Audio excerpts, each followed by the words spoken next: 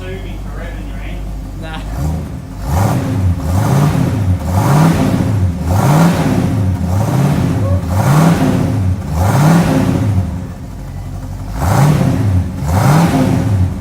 G'day guys, what's going on? So I've been up at my grandma's for the past couple of days doing a bit of work on the F100. Day 2 which I've been doing it now, so we'll give you a bit of a show around, see what's been going on. So here we go, I pulled it out, just do a bit of work. Makes it a bit nice actually. Here's the worst part on the truck, which you haven't really seen yet. It's pretty bad. Really, yeah. So this drip rail is in better condition than the one on the other side, which I've done a fair bit of work on. Roof's pretty bad, but this is pretty scared about this whole setup here. I didn't really get to do a bit of an in-depth on the inside of this truck. Yeah, I've put some newspaper up so not so much dust gets in. So it doesn't have an original steering wheel. It's been wrapped in this like vinyl wrap. But underneath that wrap is the original steering wheel. By that logo there, I've got this pretty nifty, I don't know, Carlton Draft Beer logo. A pretty standard instrument cluster, fuel gauges, changing it from gas to petrol, some clock, aircon, my remote for the radio. I've turned the battery off. I just connected it. Bolts. That's shit. That's not really factory, but I kind of like it. It's pretty cool. Nice traditional glove box. This red colour to match. I don't know. Some sort of setup going on there. Park brake's pretty weird. Compared to your normal car, just push it down. Normal gear knob. So we got a nice cigarette thing there too. So it's like this navy blue cloth and vinyl seat with black door inserts, black dash, and like a saddly brown floor which has rubber floor mats in it. It's really dirty. I don't like how dirty it is, but yeah, like a cream roof. Please. I'll tell you guys actually what I'm gonna do with the headliner in this truck. So what I'm planning to do is pull this headliner out and put like an American flag in, or a Ford flag, I'm not sure yet. But we'll see how we go. I like the idea of it. I don't know how it's gonna work, but we'll see. Let's have a bit of a walk around. Pulled the F100 logo off because the F was missing.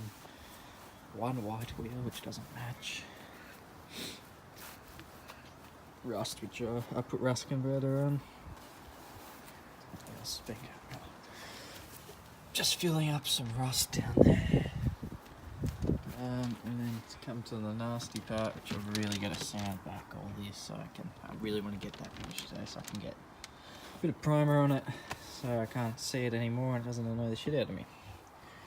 What else has been going on? Not much. I put the tailgate back up, which is a pain in the ass because I don't have the two connectors that I need to, I guess, make the tailgate latch work. So it bolts into those 4 bolts there, which is pretty self-explanatory. It's not a stock one, it's like a repro one.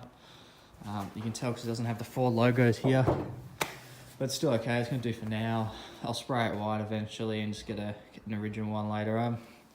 But the 2 rods are okay. They just clip in here. But my problem is the latch that the tailgate goes, I guess the tailgate latches. And for the latch to work, you need 2 little plastic bits that clip in here so that, I guess, the rods can connect. Well, I've only got one, and it's broken. And I tried all morning to get it to work, and it doesn't.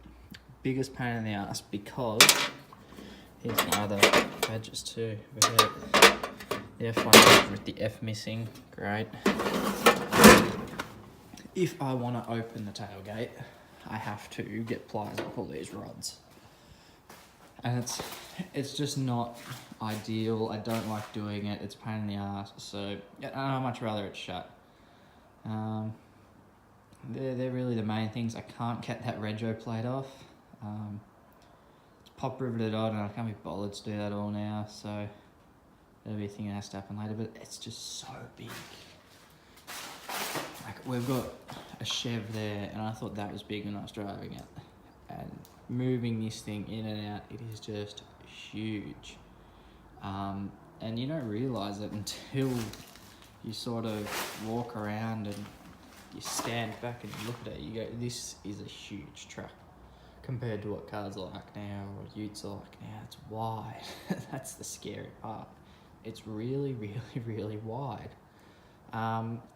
With mirrors on it, like you can see that mirror sticking out there, the other two are over there, and there's still one on it.